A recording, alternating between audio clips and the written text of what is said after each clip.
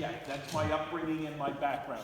I want to thank first and foremost the committee for organizing the event. And secondly, I want to thank each and every one of you from the bottom of my heart for you coming out to be better informed citizens to make informed decisions on the 21st of May. I want to talk about 3 specific items, and then I'll address the 3 issues that the committee has asked us to address.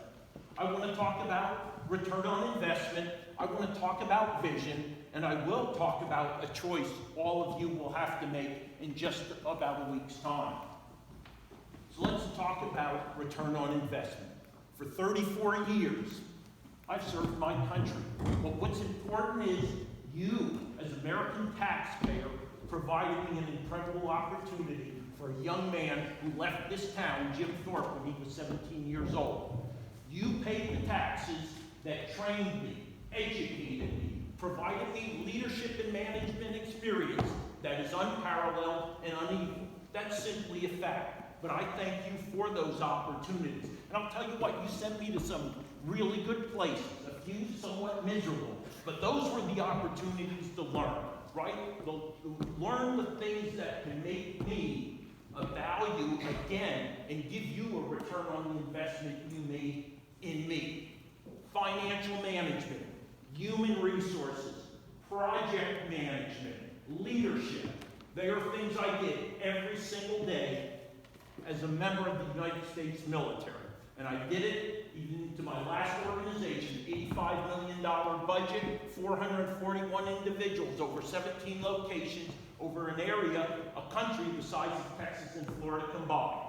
No challenge is too difficult for someone to whom you made that type of investment and gave that type of opportunity. So again, it's like that certificate of deposit, that savings account you had, maybe that Christmas club that your mother had, right? Pay in for 50 or 51 weeks, and then the bank gives you another week. And that's simply your principal earning interest. That's a return on investment. And that's what I'm offering to you, a return on your investment. And I am eternally grateful for that. Now I'm going to talk about vision. What I was taught in the military, because you put the bottom line up front.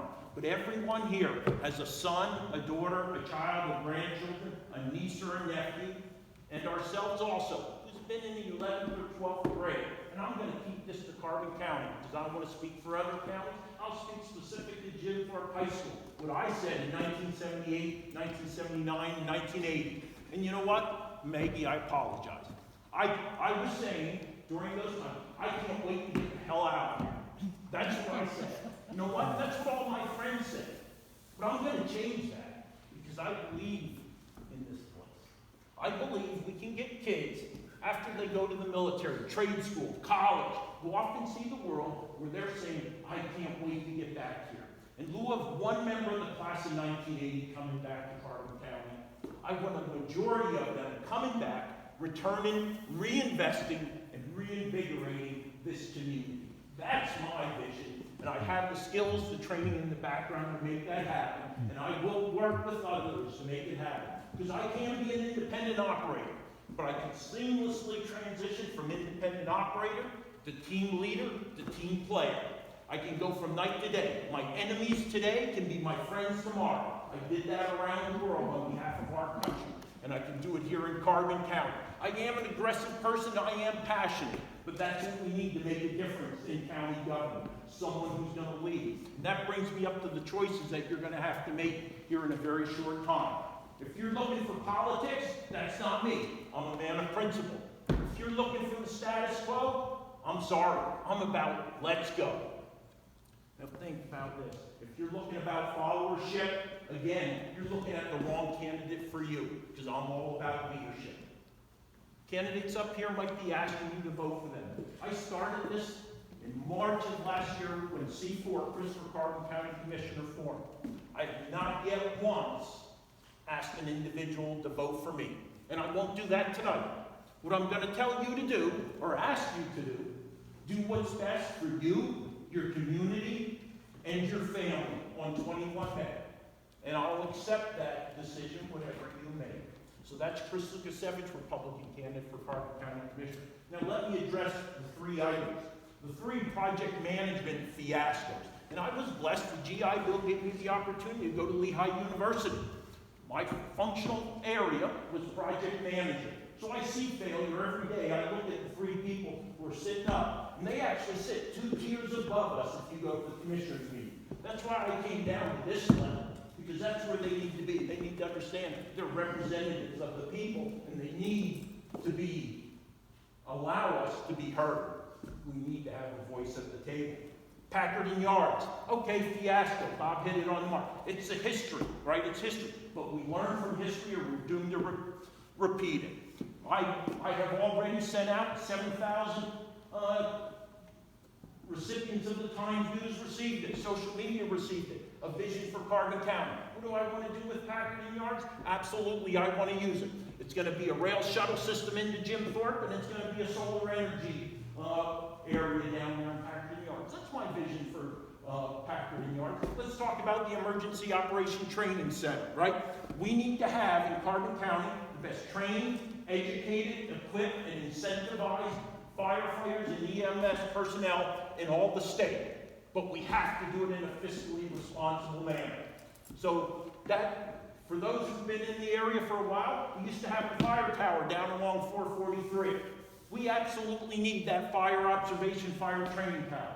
But the rest of that Taj Mahal, we don't need. There are 6 similar facilities to what was proposed within 31 miles of the Broad Mountain facility. We already have it there. It's not needed except for that fire observation tower or that burn tower. That's the only thing that's really needed. Lastly, let's talk about the Susquehanna Street project. June and July last year, go to c4commissioner.org/carbon matters.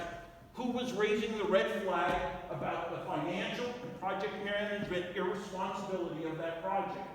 That's right, the individual you're looking at. I'm not asking for praise about that, but the fact is we were aware of it. We were aware that there were failures in our leadership in county government.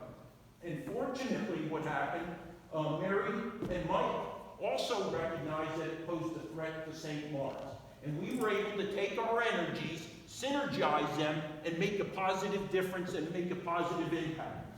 But I will tell you, as you may have heard in the last few weeks, as commissioners were rolling back all these spending sprees, of which has cost us $24 million in accumulated debt, which is the equivalent of a 16 mil increase that they won't tell you. Again, that your children, our grandchildren will be paying for, right? Well, they're rolling all these things back. Remember, it's election season.